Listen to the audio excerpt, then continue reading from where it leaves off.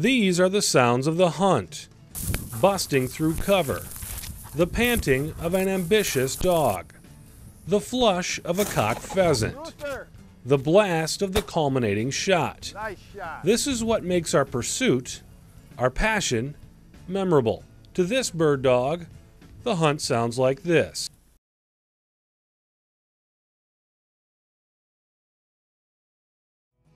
Snowball was born deaf, and his prospects for becoming an elite bird dog were slim. As the pups grew, he developed slow. His eyes opened later than the others. He started walking later than the others. We knew something was different about him. We weren't really sure. I noticed that when we come into the kennel building, the other puppies, of course, would be up at the side of the kennel, and Snowball would still be laying there curled up in a ball, kind of how he got his name. But he'd lay there until one of the other pups bumped him. And I started wondering, well, I wonder if he can hear. So I did some tests with him and made some noise behind him where he couldn't see the action, and suspected that he was deaf. Took him to our vet, and she confirmed it. Don't feel sorry for Snowball. As top dog at Hillside Springs Hunt Club, he lives the life labs dream of. Andy Walton owns Hillside Springs, and he's trained several pups into great hunting dogs. But even Andy admits he had doubts about Snowball. It never crossed our mind that he wasn't going to live. That wasn't even anything that we thought about.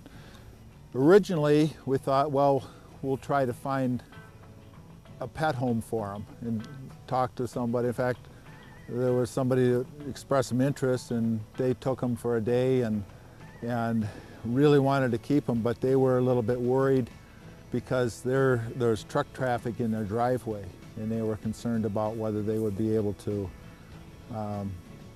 prevent an accident from happening there. And it was shortly after that that I just, when he came back, it was, well, let's see what he can do as a hunting dog. You know, I knew he had the nose. The question was whether I had the time and patience, but it turned out that he didn't require any more time than any other dog we have. Training Snowball was not a one-sided affair.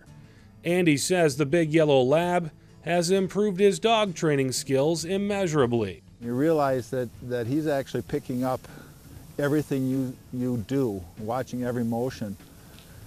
And as long as you're conscious of those motions and consistent with it, you're able to communicate with them. And I think if I learned anything with training Snowball, in fact, I think he taught me more than I taught him, it's that all dogs are constantly picking up these things. He's made me better because I'm more conscious of my actions, and when I'm working with all the other dogs, I'm thinking about what they're seeing. And verbal commands are nice, they really make life easier for us, but I don't think it really makes a lot of difference to the dog. For a lot of hunters, yelling at the dog is just part of the day. Andy and Snowball have a more peaceful partnership.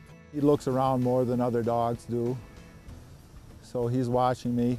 The collar that I have on him, it's a vibrate collar. That's what we used extensively to get his attention. And he would learn when I would vibrate, or when the collar would vibrate, that he would look for me. Today, I don't think I bumped him with the collar maybe more than 2 or 3 times. Most of the time he was just on his own, and the times I had to bump him were when somebody accidentally forgot to shoot the bird and he wanted to go after the bird. I had to let him know that I wanted him to come back. Missed shots may slow Snowball down, but his disability doesn't. I don't think he knows he's deaf, and I don't think it makes a difference. For Andy and Snowball, the only thing that matters is the next bird.